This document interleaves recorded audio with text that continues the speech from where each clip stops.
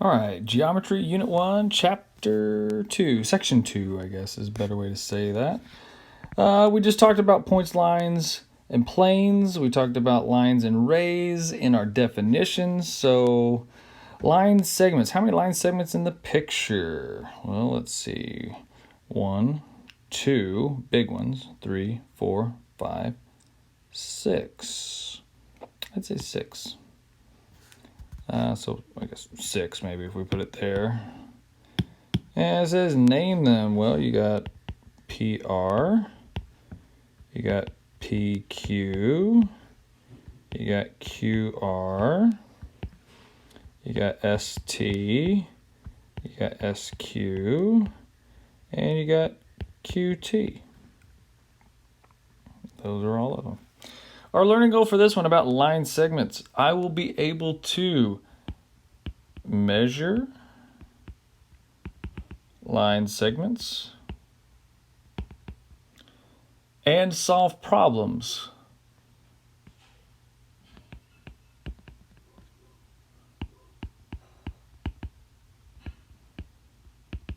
with segment addition postulate and midpoints.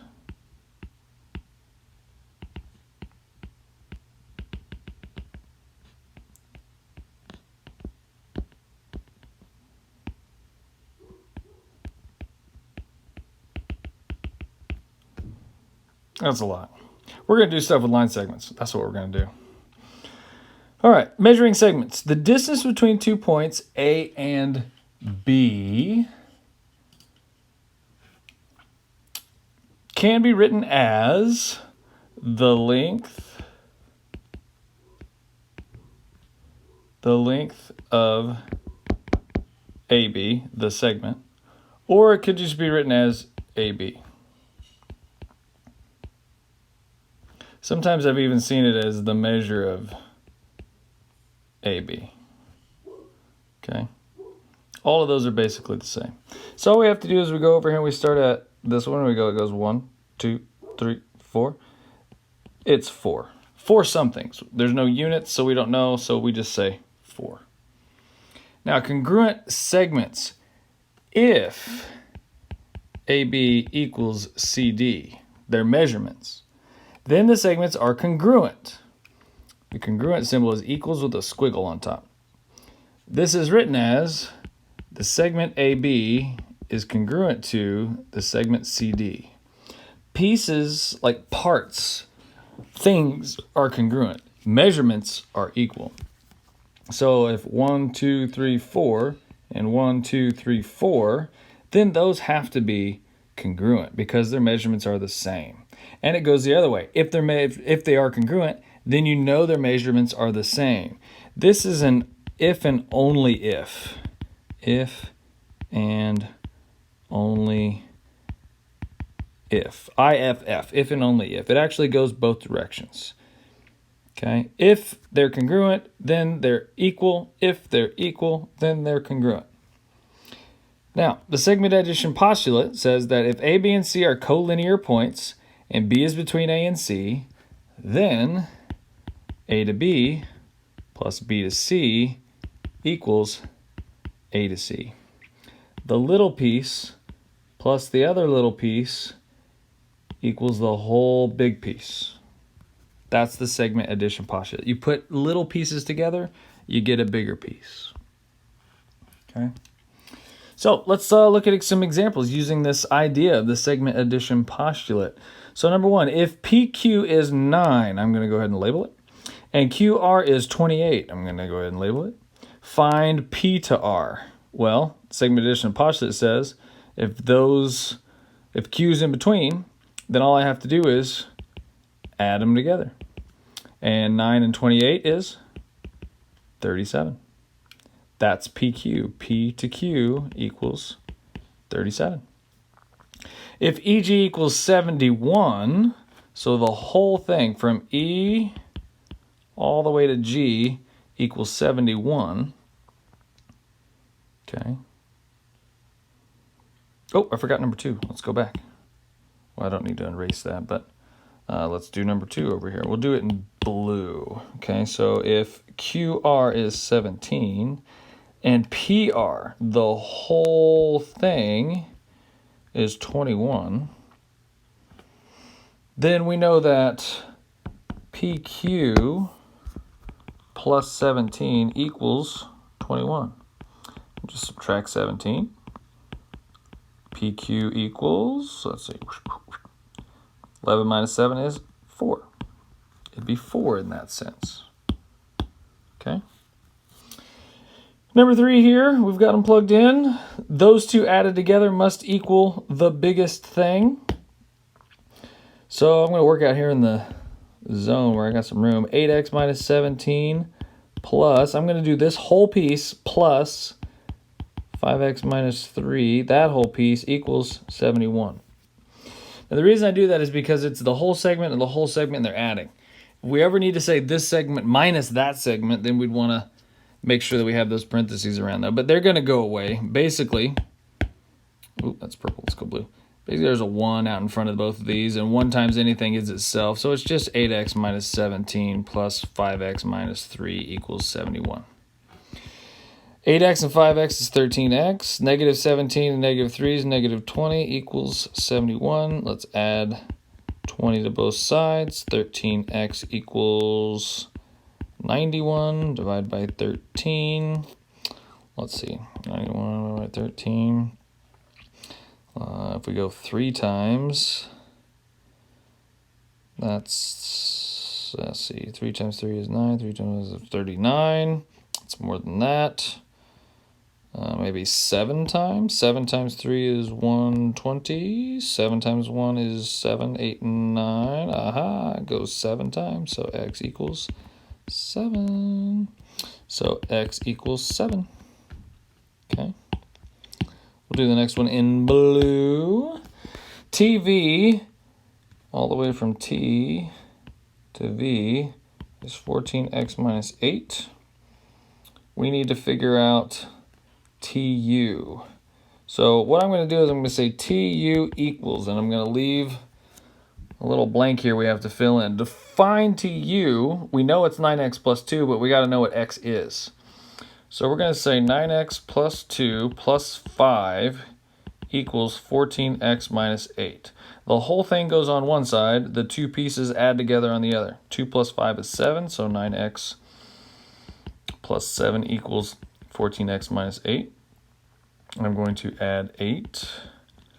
So I've got 9x plus 15 equals 14x. I'm going to subtract 9x. 15 equals, this is getting interesting. Let's see, what's the difference there? 5x divided by 5, x equals 3. That's not the answer we need. It doesn't say find x, it says find TU, so we need to plug it back in. 9 times 3 plus 2, 27 plus 2 is 29. TU is 29. Okay. Always remember to figure out what it is you're actually trying to solve for at the end. I'm going to stick with blue on the left this time, just in case it muddles together over here. If J to L is 5x plus 2, find JL. So we need to figure out this whole thing. So I'm going to go, okay, JL equals, and fill in the blank. We need x first. So the parts, 27 plus 3x minus 1, are supposed to equal the whole thing, 5x plus 2. 27 minus 1 is 26 plus 3x equals 5x plus 2. I'm going to subtract 2. 24 plus 3x equals 5x. I'm going to subtract 3x. I like to keep my x's positive if I can. 24 equals 2x. Divide by 2. X, I'm going to go this way, x equals 12. Just give myself some room here in a little bit because I know I'm going to have to solve that. So then I just need to plug it in. I'm going to go all the way across, so 5 times 12 plus 2, 60 plus 2 is 62. Should be 62. Very good. Now let's do some red for number 6. CE, 7x plus 4. From here, 7x plus 4 to there. Find the value of x. Okay, so this time all we need to get down to is x equals. So x plus 3 plus 8x minus 9 equals 7x plus 4. So that's 9x minus 6 equals 7x plus 4. Move the 7x. So 2x minus 6 equals 4. Add the 6. 2x equals 10. Divide by 2. X equals 5. So x equals 5. We could check the math on that. 5 plus 3 would be 8. 40, 8 times 5 would be 40 minus 9 would be 31, which would make a 39. And if we do 5 times 7, it's 35, plus 4 is 39. So if we plug it back in and check, darn it if it doesn't work. All right. The midpoint.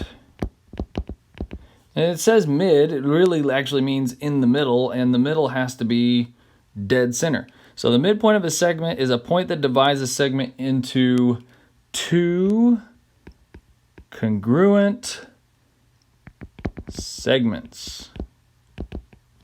Okay. You could also say two equal parts. Okay. A line, ray, or segment that intersects a segment at its midpoint is said to bisect the segment and is called the, well, it's supposed to be an S, it is called the segment bisector. Okay, a bisector is something that cuts into two equal pieces. If it cuts a segment, it's a segment bisector. If it cuts an angle, it's an angle bisector. Very easy. In the diagram to the left, B is the midpoint of AC, and line L, we use that, should be a loopy L, we'll change it, okay? And line L is a segment bisector of AC. And we know that it is because of these little marks. Those little marks mean congruent. We mean that AB is congruent to BC. And if those are the same, then their measures are equal, and that means it's cut right in half. So L is a segment bisector. Okay, so let's look at examples of problems that will come along with this. If Q is the midpoint of PR, then find the value of X. Ultimately, we want to know what does X equal. Okay, so if it's the midpoint, that means that this side is equal to that side. So I can just do that. 7x minus 16 equals 4x plus 2. Then just solve for x. Move my 4x. 3x minus 16 equals 2. Add 16. 3x equals 18. Divide by 3. X equals 6. And we can plug it back in to check. 6 times 7 is 42 minus 16. Let's see, go down 10 would be 32. Go down 6. 2 off of 6 would make 30. 4 more would be 26. And if we put 6 in for 4, 24 plus 2 is 26. They have the same measure, so they are congruent. Give these two a try. See what you can come up with. Pause the video, try them. Come back, watch me do them, see if you can agree. All right, here we go. They're telling you H is the midpoint. We know that this and that are congruent. Okay, so this time they told us find GH. So they don't want us to just figure out what X is, but they want to find X and then use it to get GH. So I like to write that as a reminder of that's what I got to fill in. So I know 5x plus 2 equals 9x minus 10. I'm going to subtract 5x because I like to keep my x's positive. 2 equals 4x minus 10. I'm going to add 10 to both sides. 12 equals 4x. Divide by 4. X equals 3. That's not done. We don't need x. We need GH. So that means we got to do 5 times 3 plus 2. 5 times 3 is 15. Plus 2 is 17. That's GH. 3 times 9 is 27, minus 10 is 17. They are congruent. It works out great. Now let's look at 9. R is the midpoint. We know this is congruent to that. Find QS. Remember, QS is what we're looking for. QS is the whole way, so I have to figure out both parts. Or I figure out one part and double it, because they're exactly the same. So 2x plus 16 equals 5x minus 17 minus 2x. 16 equals 3x minus 17. Add 17. Let's see. 6, 17, 12, 13, 33. 33 equals 3x. Divide by 3. X is 11. So let's plug it in. 11 times 2 is 22. 22 plus 16, 32 makes 38. I could just double that number. 60 plus 16 should be 76. Let's make sure the other side's 38. 55 minus 17. Well, 55 and take 10 away is 45. Take 7 more away is going to be 38. 2 38s is going to be 76. So when it tells you midpoint, you know both sides are equal. When it tells you these are the segments and they add to the bigger, you know that these two added together equals the bigger. And you can solve problems that way. Good luck.